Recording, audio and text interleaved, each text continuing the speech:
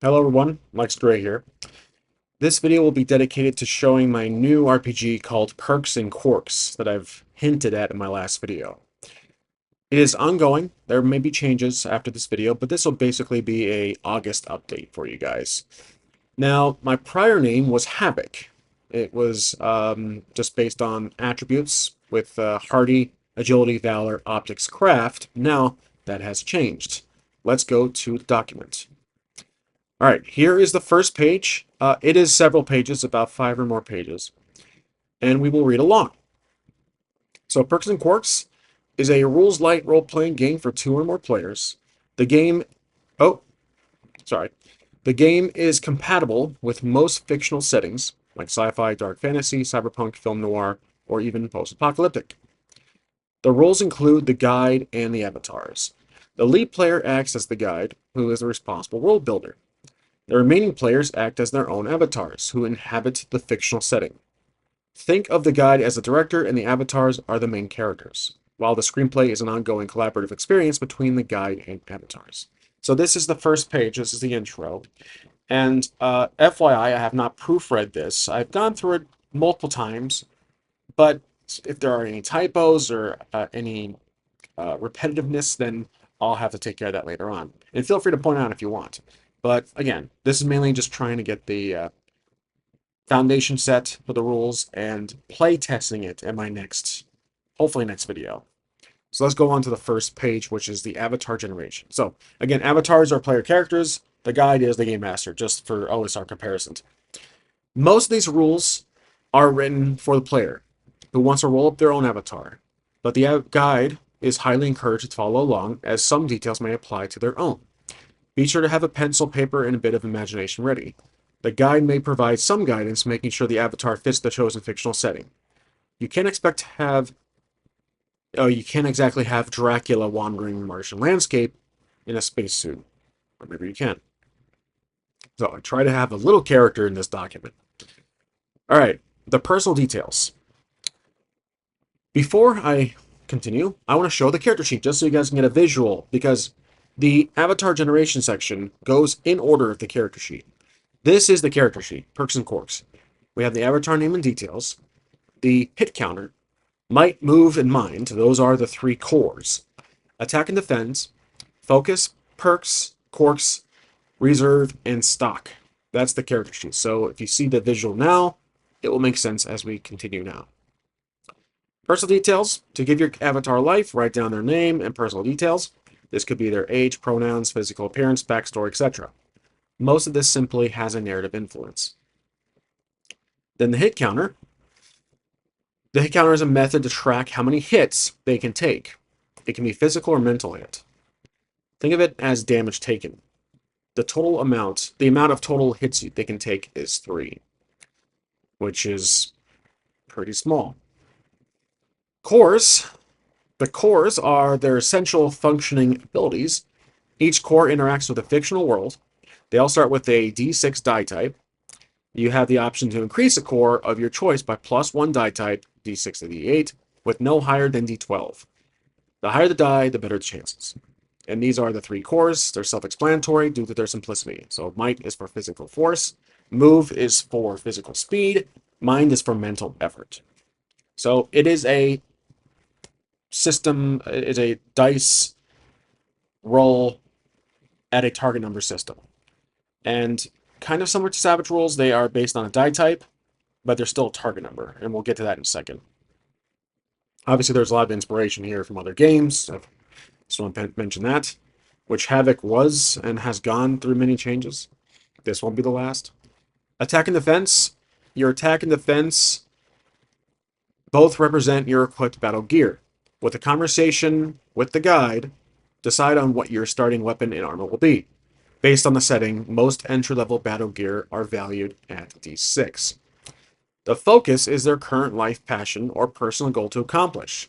Describe it with a simple phrase or a short sentence. The focus is always valued at D8. So focus is kind of like the high impact from Fate, and similar to Chronica Fidelis, my other favorite game, is the aspects are always a D8.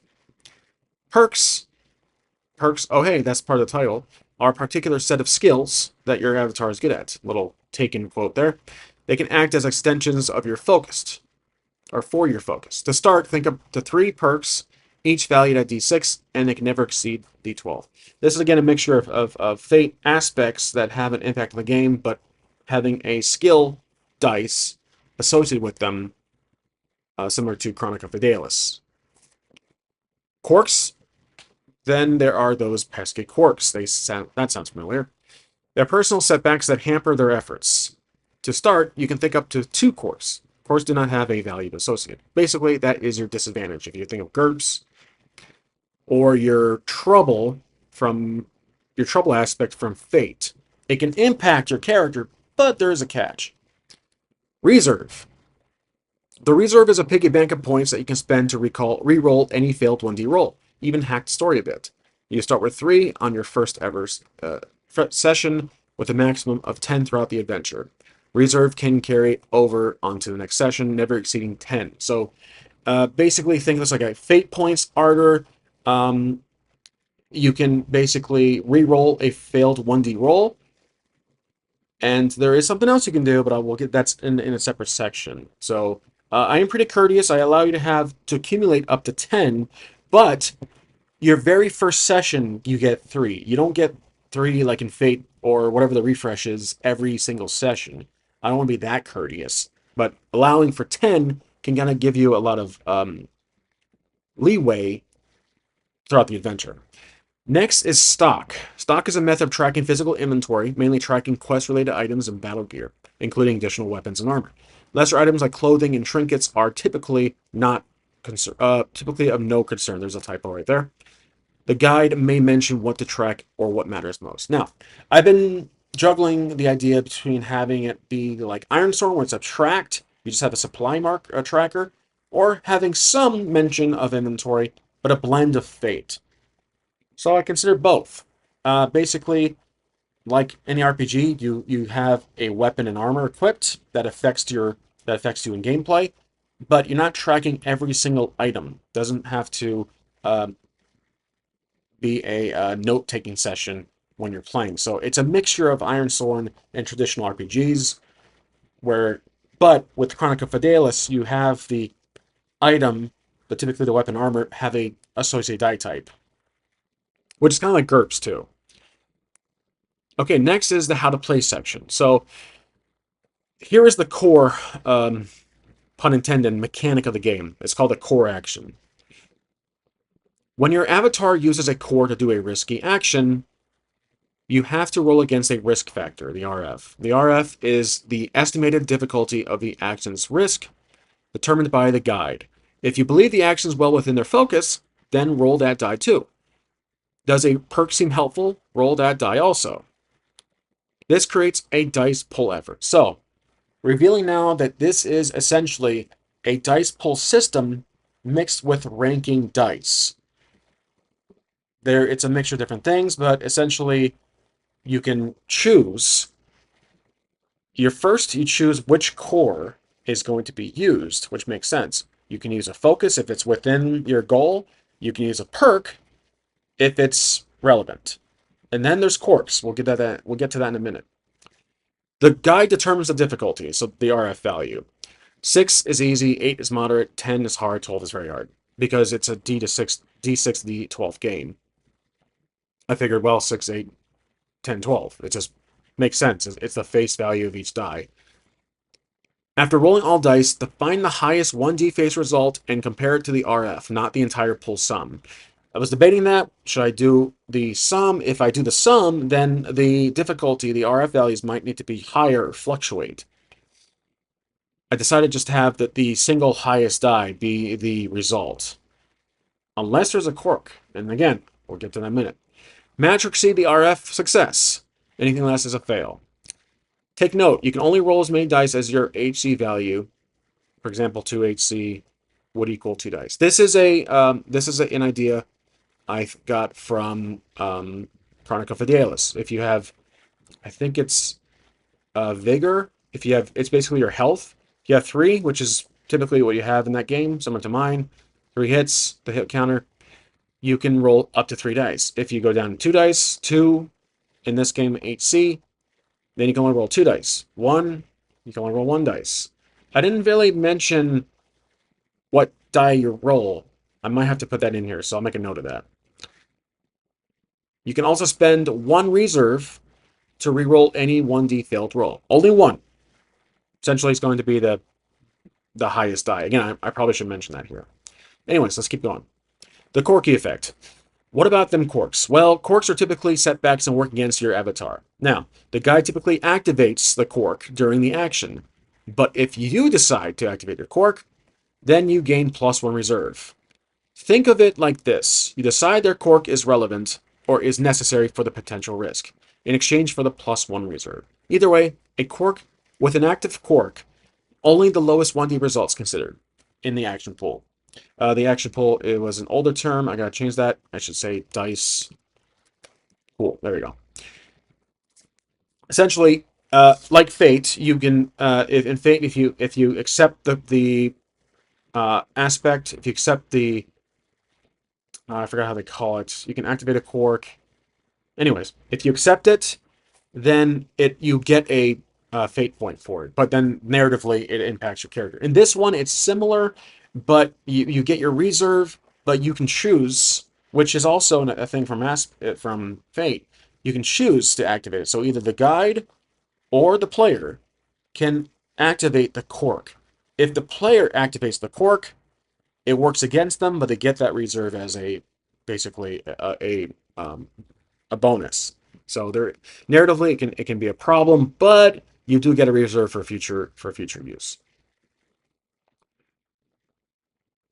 All right, perks and quirks, which is just an extension based on the quirky effect. Because quirks are, I think, a bit more complicated.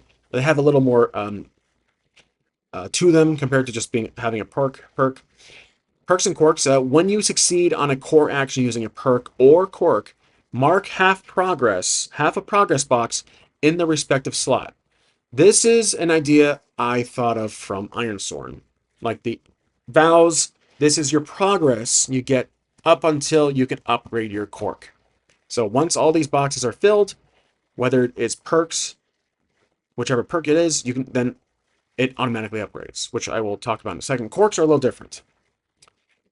For perks, when all 5 progress boxes are full, or I should say filled, the perk is upgraded automatically by +1 die type.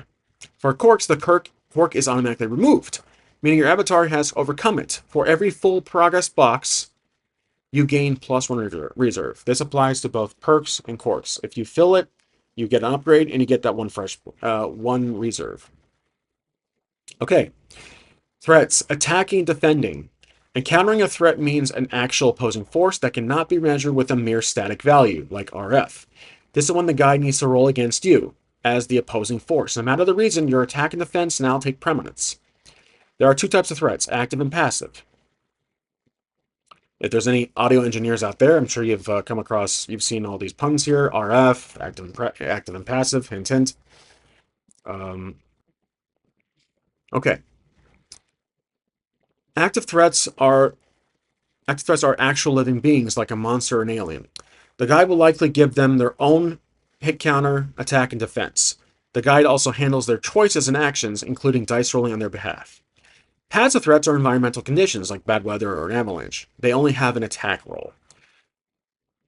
The RF of threats is up to the guide, and it's typically a challenge depending on the narrative, like locations and plot lines. When you attack an active threat, roll your attack against the threat's defense. If you match or exceed, you deal +1 hit to their HC. Failing is a miss. So kind of like D&D, but it fluctuates. You have the AC, at or above is obviously damage. Attacking without a weapon is considered brawling, meaning you roll a D3, half of a D6 roll rounded up. Your other avatar traits typically don't take part in this roll unless the guide permits it. So like focus, perks, quirks, I leave it up to the guide. I really couldn't really think of anything for that. It got a little complicated, so I'm like, you know what? The guide will just handle it on its own. When your avatar defends against an active or passive threat, roll your defense against the active threat, the threat's attack, sorry. If you exceed, you block their attack. If you fail, you take +1 hit to your HC. All right, then there's hacking. You may, at certain times, spend a total of 5 reserve to introduce a new narrative hook for your avatar. I need to change this, it's actually 10. However, this requires approval by the guide, or I should say, guidance by the guide. A little period there to make just for some small efforts of comedy. This requires guidance by the guide. It cannot be game breaking and must make sense within the circumstances of the moment. More so, narrative. Okay. Improvise. When the unusual happens or a unique situation presents itself in the moment at hand, then the guide and yourself have a discussion to determine a resolution.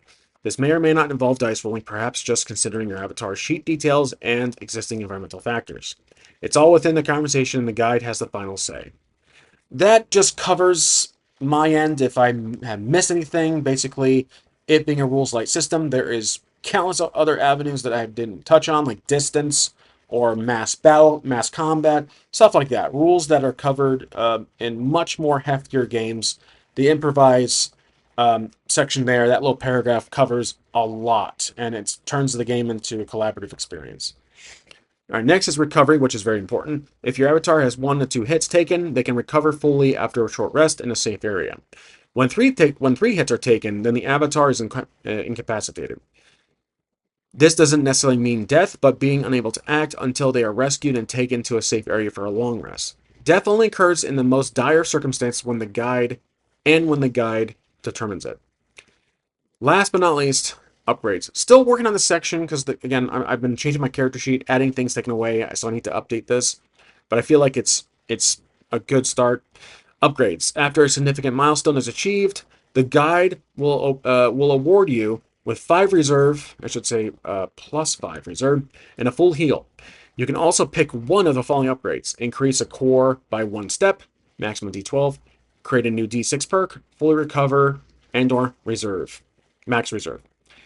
Consult with the guide if you want to modify or remove any perks or quirks, as this may impact the narrative to some extent. That leaves another, that covers, again, my end on if the player wants to do anything with their perks or quirks. Now, the focus, I need to throw in there, it's also a consideration. So I'm going to pause the video and make that change now. Okay. So basically, I just said, modifying your avatar's focus may happen if their personal goal or certain conditions were met, or are met, as determined by the guide. So, that's it. That's my game, Perks and Quirks. The character sheet is right there. There is currency, just in case, which I didn't really note. But again, still work in progress. Now, is it ready for playtesting? No.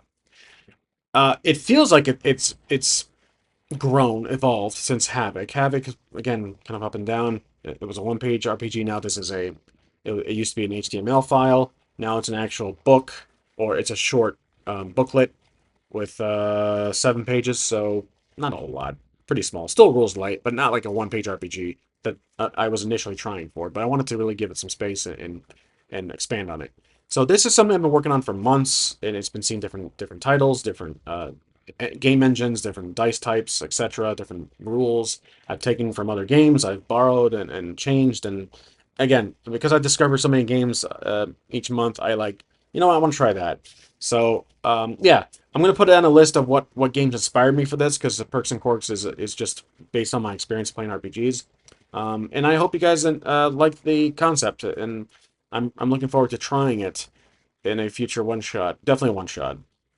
Like one video, at least. So, because I think combat, in my opinion, is better than... It came out better than I thought. It is a player-facing system, so the player does all the roles, but I call it threats. So it's not encounters or combat, it's just threats. I do say encountering, but I want to emphasize that threats is what I'm trying to coin it as. So that's the part I feel like is always the most troublesome for me, but I feel like I've done a pretty good job. No AI in this as far as text.